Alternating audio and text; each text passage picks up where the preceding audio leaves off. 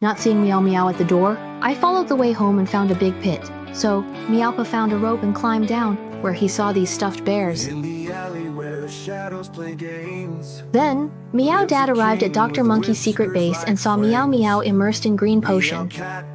Meow Dad picked up the axe and shattered the glass bottle, releasing Meow Meow. At that moment, Dr. Hao heard the noise and approached with a weapon, but Meow Boss suddenly jumped out from behind Dr. Hao, capturing him. Cat Dad not only took Meow Meow away but also destroyed Dr. Monkey's secret base. This old thing has harmed many lives before, and now those lives have sought revenge, making him experience his own green potion.